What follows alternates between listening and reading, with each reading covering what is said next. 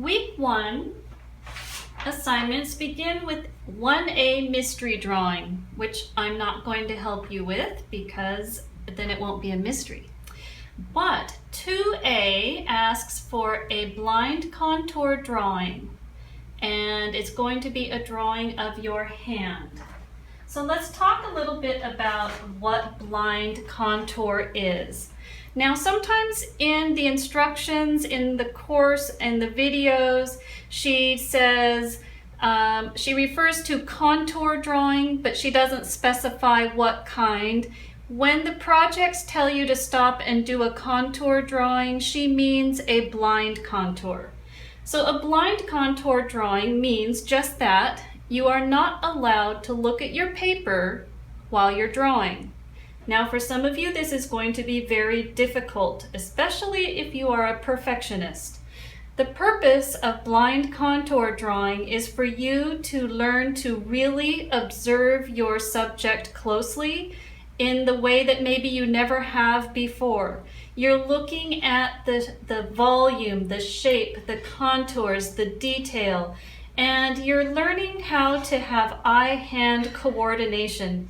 And that's something that takes a lot of practice.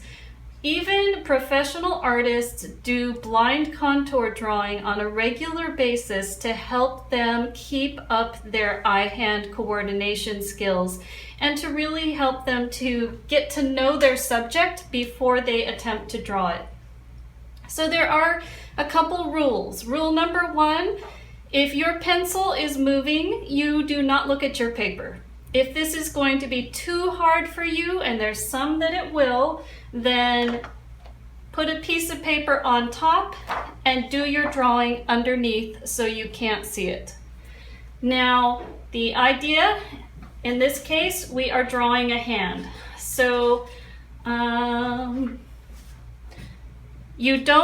rule number 2 is you're using one line. You do not lift up your pencil once you put it on the paper. It is one continuous line. If you need to get from one side of your object to another side, you draw your way there.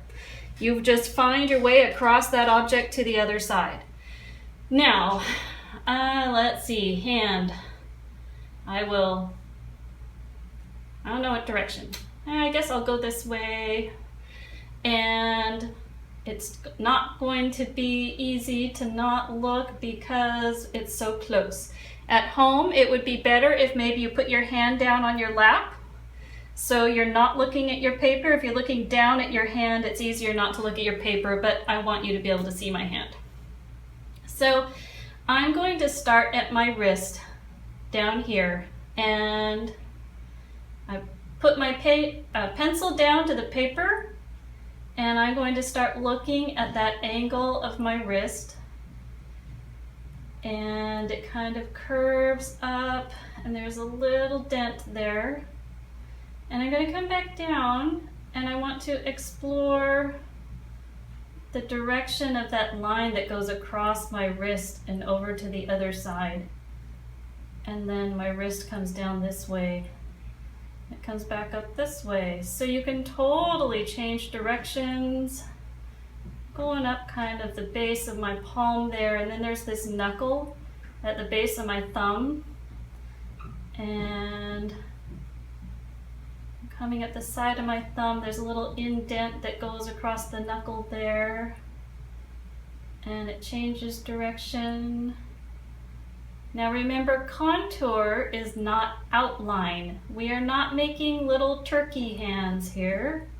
We are observing closely the different directions, the shifts and angles, the contours of the volume inside our hand.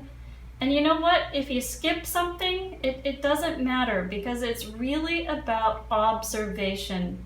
You are not creating a realistic, identifiable object here. When you get done, it might look like something that Picasso did in his abstraction days. I'm now going up this way, that little fat area between thumb and forefinger. And I'm going up that forefinger. And there's a little indentation around my nail. Coming up the other side. Joints are really important areas, so don't forget those and look at the creases on them because they help give you that volume and shape to your fingers.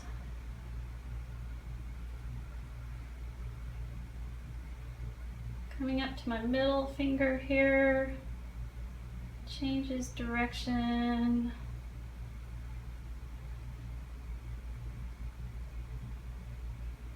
If you want to get in there and explore your nail, you can do that too, but remember you have to draw your way back to the other side of your finger there.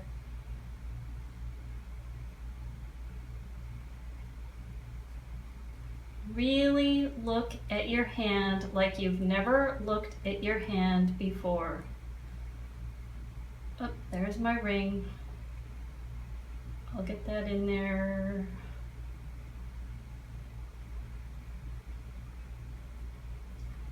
Coming up my finger.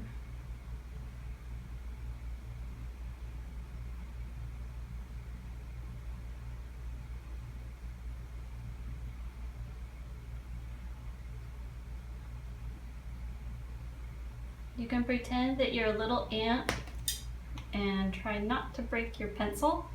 I will pause, grab another one, although it may not be as I'm looking to put that back there because we have technical difficulties. Might not be as dark as the other one. That one was a 4 or a 6B. This one I think is a 4B. Remember, the higher the number, the softer the pencil, the darker it's going to be. Coming down my pinky here. The side of my palm, but I want to kind of get in there and look at these tendons going through my hand too, because those are kind of interesting.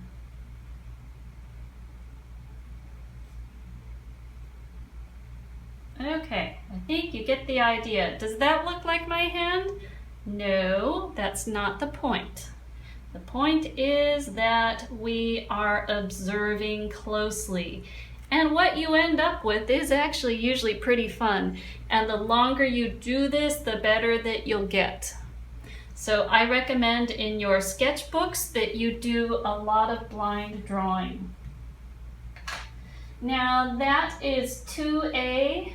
3A, you're doing a drawing of your hand on a picture plane. And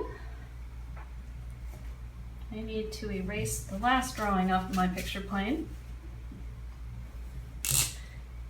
You may ask, how do you draw your hand on a picture plane if you're holding it with your hand?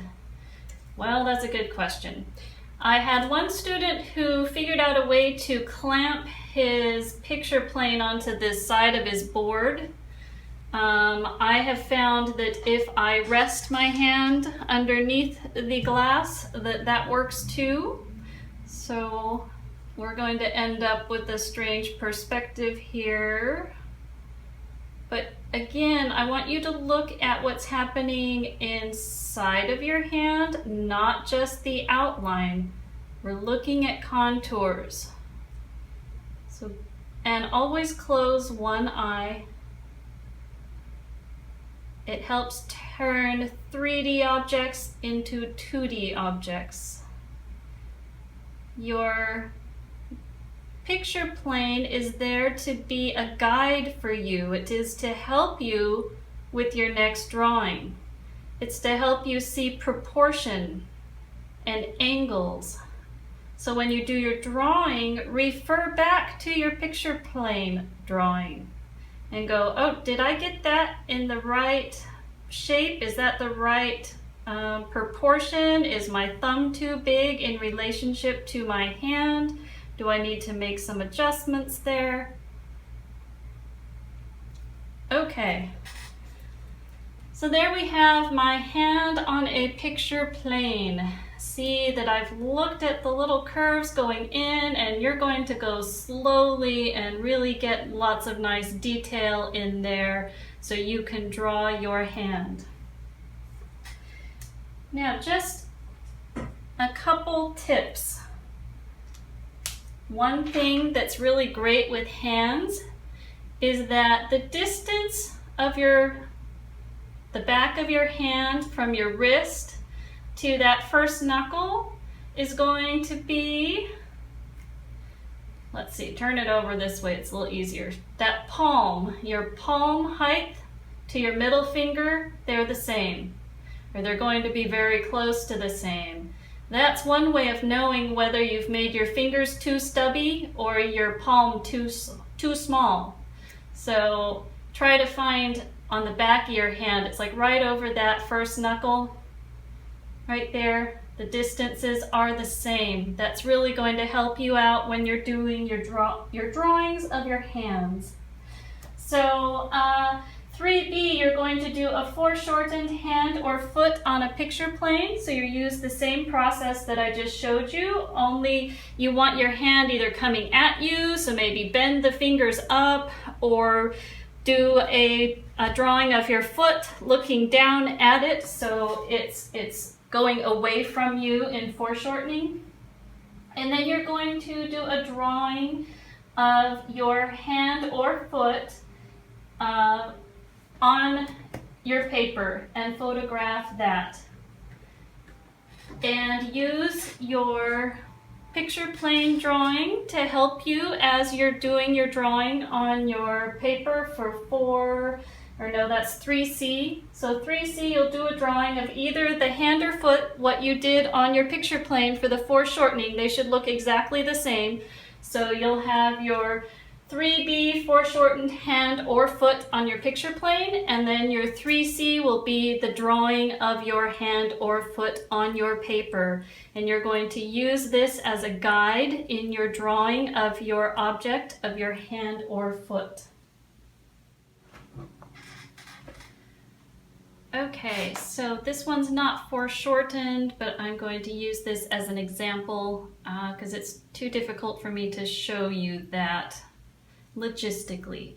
So you've got your picture plane drawing, and you're going to now draw your hand. So I'm going to use this as an example, and I'm just going to do this on the other side so you can see it. So if my palm, I like to kind of rough in my shapes first. I call this a gesture. It's just a quick sketch to help me get my proportions, my composition sorted. Go a little smaller here, because I know that middle finger is going to hit there, and your fingers aren't all the same length. They tend to kind of make a little arc, with your pinky being the smallest, and your thumb tends to come out at an angle. So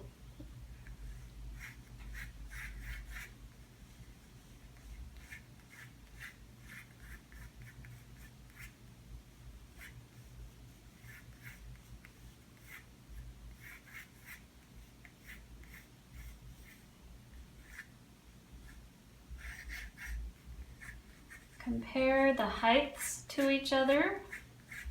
You can do that looking at where the tip of one finger comes in relation to the tip of another. Look at where those line up. This one's shorter than the other one. Going across that way. This one will be even shorter here. And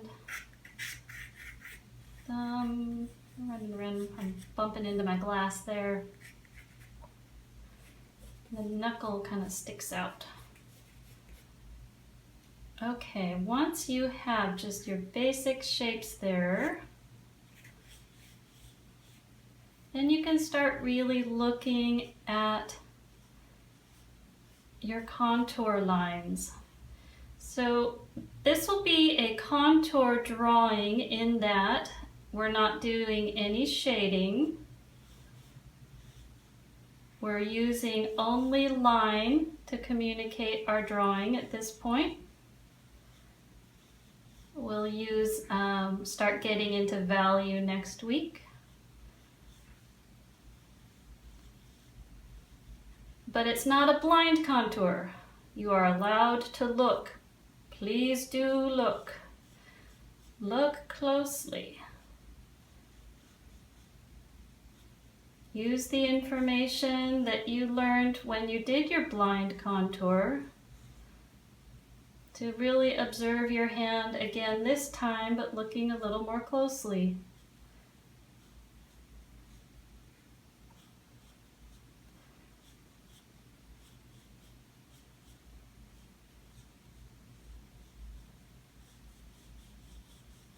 Look at the relationships of the sections of your fingers and your joints.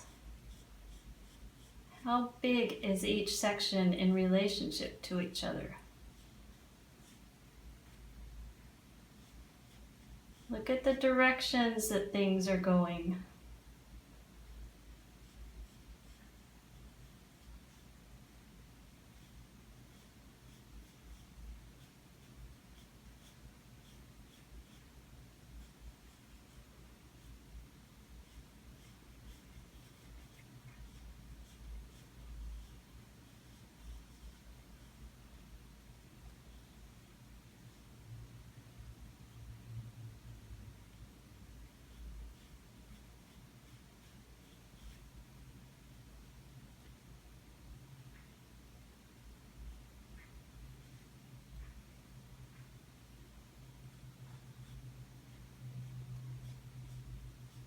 Look at the negative spaces between your fingers. It's a concept you'll learn really quickly on your next section here, but that's the space between your fingers.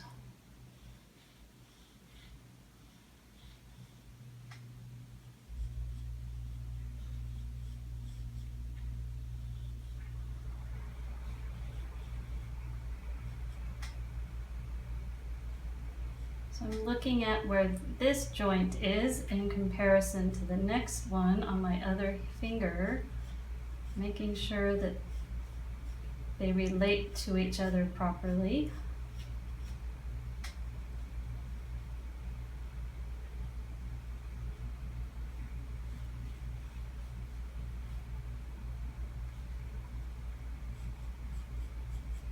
You've got those little webs kind of between your fingers.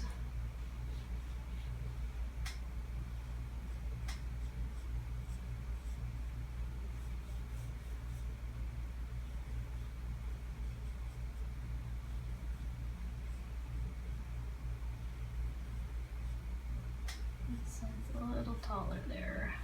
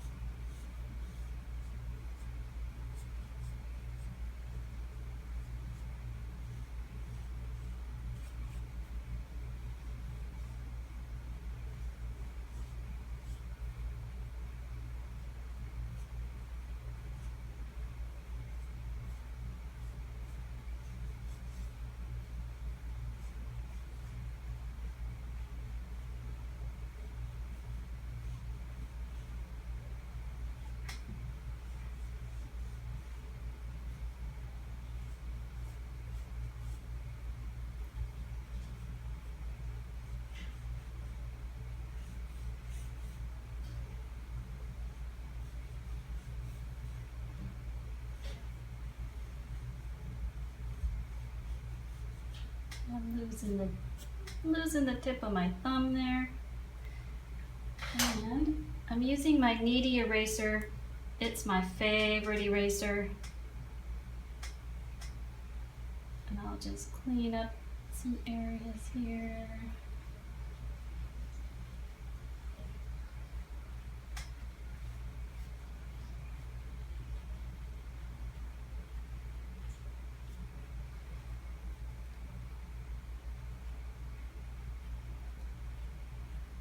Get a little more accurate.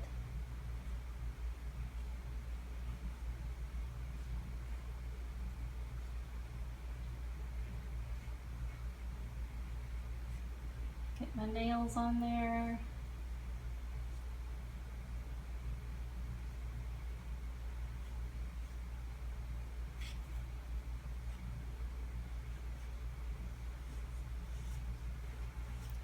Think about line weight.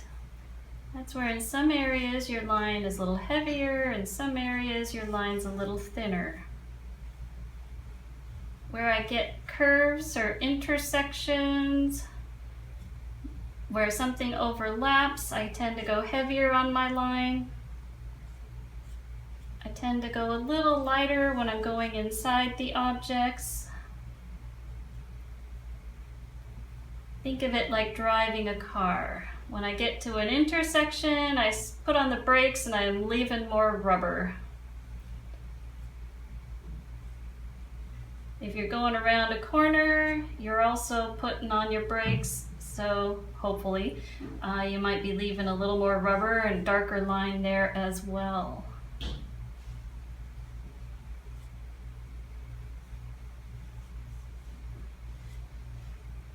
All right. I think you've got the idea here. Everybody's hand will be a little different, but it should not be a turkey outline. I want you to really be looking at those volumes, the contours, the shapes, the larger shapes. Look at those lines on your hand, but they're not just straight lines, they're curves. They're telling you what the surface of that object is doing. It's telling you that this is kind of round when you go in this thumb joint area here. You've got these little lines communicating that. The shifts in the planes. Those creases running up into your hand. All right, so that is 3C drawing on your mid-size paper, and we are done.